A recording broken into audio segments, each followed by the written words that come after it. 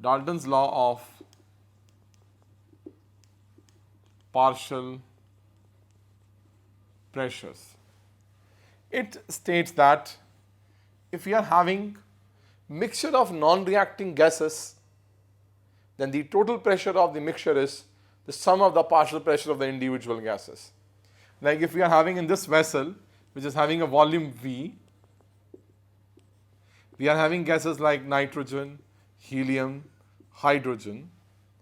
The total pressure will be equal to the sum of the partial pressure of nitrogen, helium and hydrogen. This is what is this called Dalton's law of partial pressure. So in a mixture of gases which are non-reacting, remember the total pressure, this is total pressure, is equal to the sum of the partial pressure of the individual gases. What is the meaning of the partial pressure? Partial pressure is the pressure of individual gas, which it is exerting, and that pressure is a part of the total pressure. That's why it's called partial pressure. Now what we need to know in this case is, since all these gases are occupying the same volume, they will be having same volume, they will be having the temperature same, and how we can find out now pressure, partial pressure of nitrogen, it will be number of moles of nitrogen RT by V, because this is what is PV is equal to nRT. Now the partial pressure of therefore nitrogen will depend upon the number of the moles of the nitrogen we are having in this mixture, otherwise RT by V is common. Similarly, this pressure of helium will be number of moles of helium RT by V, and similarly pressure of hydrogen will be number of moles of hydrogen RT by V, because RT by V are common.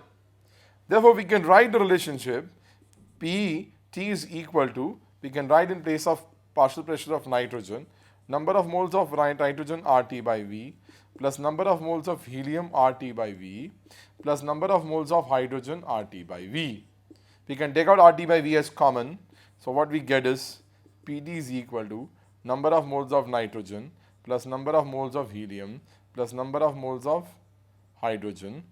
We will do it RT by V. So this is what we have, the relationship or the formula of finding out the total pressure of the mixture of non-reacting gases. That's a very important law, because it gives us, from this we can find out the partial pressures of the individual gases, and I think I can explain it to you like how to find out that partial pressure. You need to know, we can also find out partial